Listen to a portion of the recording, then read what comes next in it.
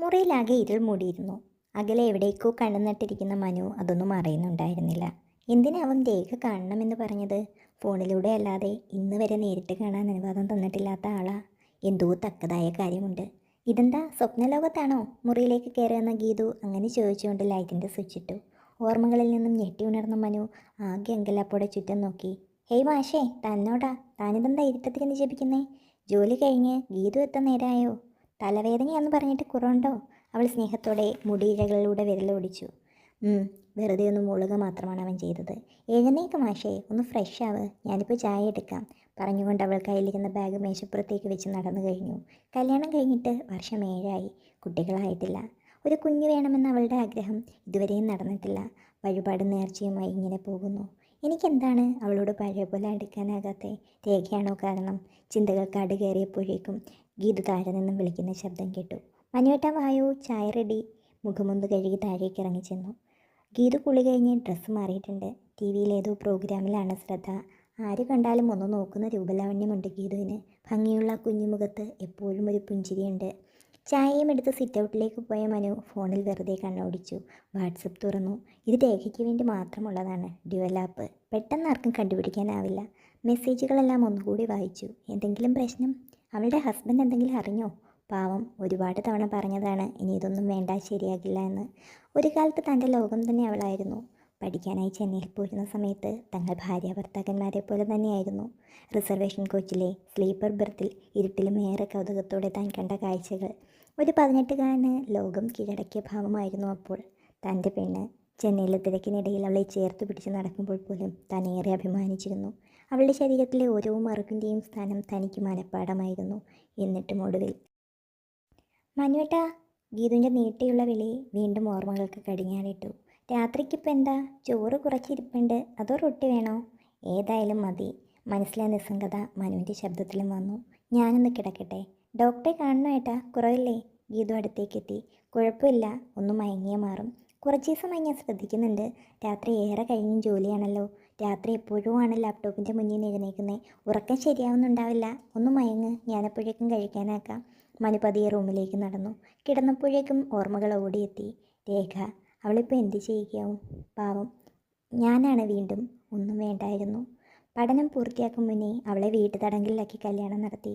ആരോ പരിചയക്കാർ ചെന്നൈയിൽ അവളെ സ്ഥിരമായി ഒരു ചെക്കനൊപ്പം കാണാറുണ്ടായിരുന്നത്രേ. താനെല്ലാം അറിഞ്ഞപ്പോഴേക്കും വൈകി. അവളെന്നെ തേച്ചു എന്ന ചിന്ത തളർത്തിക്കളഞ്ഞിരുന്നു. ഒരു ഒളിച്ചോട്ടം എന്നാണ് ഗൾഫിലുള്ള അങ്കിളിൻ്റെ അടുത്തേക്ക്. ആദ്യം വിസിറ്റിംഗ് വിസ, പിന്നീട് ജോബായി, അവിടെ സ്ഥിരമായി. എല്ലാം പതിയെ മറന്നു തുടങ്ങി. തിരക്കുകൾ ആളുകളെ എത്രത്തോളം മാറ്റുന്നു അല്ലേ? പിന്നീട് വിവാഹവും കഴിഞ്ഞു.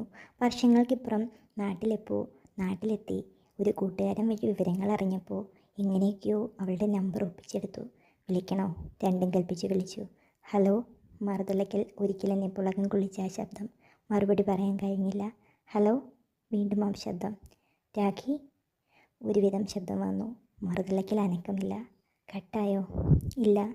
വിതുമ്പൽ കേട്ടു. രാഖി മോളെ, ഞാനാ മനു. മനു, അവൾ വിളിച്ചു. കുറേ നേരം ഇരുവരും ഒന്നും വേണ്ടിയില്ല. അവളാണ് ആദ്യം ചോദിച്ചത്. കല്യാണമൊക്കെ കഴിഞ്ഞു. കുട്ടികൾ? ഇല്ല. നിനക്ക് മോളെ? കുഞ്ഞുങ്ങളായിട്ടില്ല. പെട്ടെന്ന് ഓർമ്മ വന്നു. ഒരിക്കൽ ഭയന്ന് വിറച്ച് തന്നെ വിളിച്ച രാഖിയെ ഓർമ്മ വന്നു. മനു, എനിക്ക് പീരീഡ്സ് ആയില്ല, ഡേറ്റ് കഴിഞ്ഞു. അതിന് ചിരിച്ചുകൊണ്ടാണ് താൻ ചോദിച്ചത്. എനിക്കൊരു സംശയം. എന്ത്? ഒന്ന് പോവണേ, അതിന് വല്ലതും നടക്കണ്ടേ? നീ ആര്, കുന്തി ദേവിയോ ദിവ്യഗർഭം വരാൻ? മനു, തമാശയല്ലെന്നേ. പൊട്ടിക്കളി. പ്രഗ്നൻ്റ് ആവണമെങ്കിൽ നമ്മളെ കാട്ടിക്കൂട്ടുന്നൊന്നും പോരാ. അത് അന്നാ ഹോട്ടൽ മുറിയിൽ. എൻ്റെ പൊന്നെ, മനു പൊട്ടിച്ചിരിച്ചു. അന്നത്തെ കാര്യമൊന്നും ഓർമ്മിപ്പിക്കല്ലേ. മതി എന്നും പറഞ്ഞിട്ട് കരഞ്ഞു പിഴിഞ്ഞ് എൻ്റെ മൂടും കളഞ്ഞ് ഒന്നും വന്നില്ല പെണ്ണെയൊന്നും. മനു, പെട്ടെന്ന് അവൻ ഓർമ്മ വിട്ടു.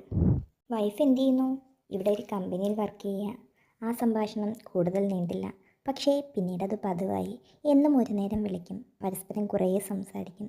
ഇടയ്ക്കെപ്പോഴോ തങ്ങളാ പഴയ കുട്ടികളായി. മെസ്സേജിലൂടെയും കോളിലൂടെയും എല്ലാം പങ്കുവെച്ചു. അമർത്തിപ്പിടിച്ച ചിരിയും സീൽക്കാരവും ഒക്കെ തുടങ്ങി. പക്ഷേ ഒരിക്കൽ പോലും നേരിലൊന്നുകൂടി കാണാൻ അവൾ കൂട്ടാക്കിയില്ല. ഇപ്പോൾ എന്താണോ ആവോ, അവൻ ഓർത്തു. ആ ശബ്ദത്തിൽ വിറയലുണ്ടായിരുന്നുവോ വിളിച്ചപ്പോൾ? ഏതായാലും വർഷങ്ങൾക്ക് ശേഷം ഒന്ന് കാണാമല്ലോ.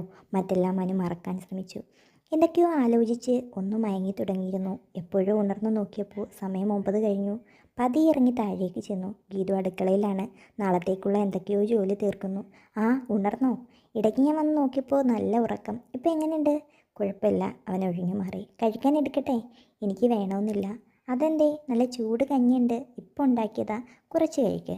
അവളുടെ ചോദ്യങ്ങളിൽ നിന്നും ഒഴിഞ്ഞു മാറാനായി മാത്രം കുറച്ച് കഞ്ഞി കുടിച്ചെന്ന് വരുത്തി.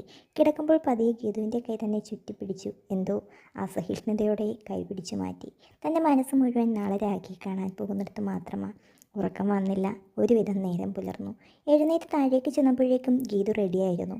ഞാൻ ഇറങ്ങുക, ബ്രേക്ക്ഫാസ്റ്റ് എടുത്തു വെച്ചിട്ടുണ്ടേ. ഇന്ന് ഓഫീസിൽ പോകുന്നുണ്ടോ? നോക്കട്ടെ. അതുമാത്രമായിരുന്നു അവൻ്റെ മറുപടി. അവൾ ഇറങ്ങിയതും ഫോൺ എടുത്ത് നോക്കി. ഇന്നലെ താൻ അയച്ച എന്തേ ഇപ്പോൾ ഇങ്ങനെ തോന്നാൻ എന്ന മെസ്സേജ് ഇപ്പോഴും കണ്ടിട്ടില്ല. ഒന്ന് വിളിച്ചാലോ? വേണ്ട, ഇനി ഇങ്ങോട്ട് വിളിക്കേണ്ട, ഞാൻ അങ്ങോട്ട് വിളിച്ചോളാം എന്നല്ലേ പറഞ്ഞത്. വിളിക്കും. കുളി കഴിഞ്ഞ് ബ്രേക്ക്ഫാസ്റ്റ് കഴിച്ചുകൊണ്ടിരുന്നപ്പോൾ ഫോൺ റിങ് ചെയ്തു. മനസ്സ് തുള്ളിച്ചാടി ഓടിച്ചെന്നെടുത്തപ്പോൾ ഗീതു. ആ പറയേ. സംസാരത്തിലൊരു മോഹഭംഗം വന്നു. മനുവേട്ടാ, ബ്രേക്ക്ഫാസ്റ്റ് കഴിച്ചോ? ഇന്നുകൂടി റെസ്റ്റ് എടുക്കട്ടോ, ഞാൻ ഹാഫ് ഡേ ലീവ് കൊടുത്തു. ഉച്ചയ്ക്ക് എത്താം. വേണ്ട, ഞാനിപ്പോൾ ഓക്കെയാണ്. എനിക്കൊരു അർജൻറ്റ് മീറ്റിംഗ് ഉണ്ട്, രാത്രി വരാൻ വൈകും. പറഞ്ഞതും കോൾ കട്ട് ചെയ്തു. മനഃപൂർവ്വം അവളെ ഒഴിവാക്കി. വീണ്ടും കഴിക്കാൻ തുടങ്ങിയപ്പോഴേക്കും കോൾ വന്നു. രാഖിയാണ്. മോളെ എവിടാ? ഞാൻ എവിടെ വരണം? ബസ് സ്റ്റാൻഡിന് പുറകിലുള്ള റോഡിൽ വന്നാൽ മതി, ഞാൻ അവിടെ വെയിറ്റ് ചെയ്യാം. ഓക്കെ, ലവ് യു കുട്ടാ, ഉമ്മ. അവൾ വലിയ പ്രോത്സാഹനമില്ലാത്ത രീതിയിൽ പറഞ്ഞ് ഫോൺ കട്ട് ചെയ്തു. എന്തെങ്കിലും പ്രശ്നമുണ്ടോ? ഓ, ഉണ്ടാവില്ല. പെട്ടെന്ന് എഴുന്നേറ്റ് റെഡിയായി ഇറങ്ങി. ഒരു 18-കാരൻ്റെ വെപ്രാളമായിരുന്നു തനിക്കെന്ന് മനു അറിഞ്ഞു. കാറെടുത്തിറങ്ങി. നേരത്തെയാണോ? അറിയില്ല. വഴിയരികിലേക്ക് ചേർത്ത് കാറ് പാർക്ക് ചെയ്ത് അതിലിരുന്നു. ഓർമ്മകൾ വീണ്ടും പിറകിലേക്ക്. എന്നും തൻ്റേതാകണമെന്ന് താൻ ആഗ്രഹിച്ചവൾ ഇന്ന് ആരുടെയോ സ്വന്തം. ഇപ്പോൾ ഒന്നു കാണാൻ ഒരു കള്ളനെപ്പോലെ. നെടുവെപ്പോട് കൂടി മാത്രം മനു ഓർത്തു. അപ്പോഴേക്കും ഫോൺ റിങ് ചെയ്തു. മനു ചോദിച്ചു, എവിടെയാ മോളെ? ഞാൻ ദേ ഈ റോഡിലുണ്ട്. മനു എവിടെയാ? ഞാൻ ദേ ഈ വാഗമരത്തിൻ്റെ ചുവട്ടിൽ നിർത്തിയിട്ടിരിക്കുന്ന കാറിൽ. ചുറ്റും നോക്കിക്കൊണ്ട് മനു പറഞ്ഞു. പെട്ടെന്നതാ ഒരു പിങ്ക് നിറത്തിലുള്ള സാരി ധരിച്ച സ്ത്രീ നടന്നു വരുന്നു.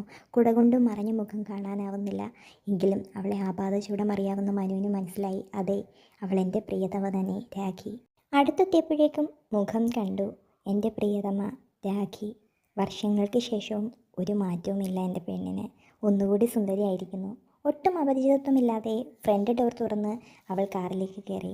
അവനെ കണ്ണെടുക്കാൻ തോന്നിയില്ല. പെട്ടെന്ന് അവളുടെ കയ്യിൽ പിടിച്ച് മനു നെഞ്ചോട് ചേർത്തു. മോളെ, എത്ര കാലമായടാ? മനു അവൻ്റെ നെഞ്ചിലേക്ക് ചായാനങ്ങ രാഖി എന്തോ ഓർത്തു. എന്നിട്ട് പറഞ്ഞു, ഇവിടെ കൂടുതൽ നിൽക്കേണ്ട, എങ്ങോട്ടേലും മാറാം. മനു കാറെടുത്തു. ഒരു കോഫി കഴിച്ചാലോ? വേണ്ട, ആരെങ്കിലും കാണും. മനു ഓർത്തു. ശരിയാണ്, പരിചയമുള്ള പലരുമുണ്ട്. മനുവിൻ്റെ കാർ നേരെ പോയത് ശങ്കറിൻ്റെ ഫ്ലാറ്റിലേക്കാണ്. അവൻ UK-യിലാണ്. കീ മനുവിൻ്റെ കയ്യിലുണ്ട്. ഇടയ്ക്ക് 2 പെഗ്ഗടിക്കാനൊക്കെ ആയിട്ട് ഫ്രണ്ട്സിനൊപ്പം അവിടെ വരാറുമുണ്ട്. കാറിൽ നിന്നിറങ്ങി ലിഫ്റ്റിൽ കയറവേ രാഖി ചോദിച്ചു, ഇവിടെ? നീ വാടി പെണ്ണേ, ആരും കാണില്ല. ലിഫ്റ്റിൽ തങ്ങളെ കൂടാതെ ഉണ്ടായിരുന്നൊരു സ്ത്രീയെ തനിക്ക് സ്വർഗത്തിലെ കട്ടുറുമ്പെന്ന് വിളിക്കാനാണ് തോന്നിയത്.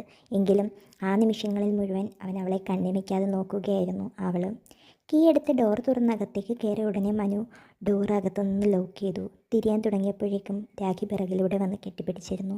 അവളെ ചേർത്ത് പിടിച്ചു, മുഖം പിടിച്ചുയർത്തി. അവളുടെ കണ്ണുകൾ നിറഞ്ഞൊഴുകുന്നുണ്ടായിരുന്നു.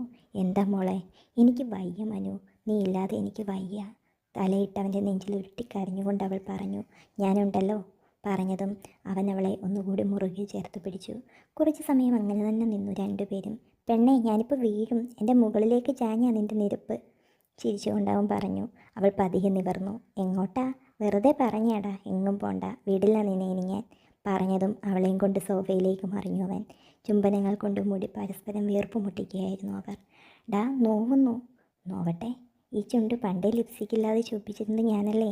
അവളുടെ ചുണ്ടുകൾ നുഴഞ്ഞുകൊണ്ടവൻ പറഞ്ഞു. എനിക്ക് വിശക്കുന്നു, രാവിലെ ഒന്നും കഴിച്ചില്ല, രാഖി പറഞ്ഞു.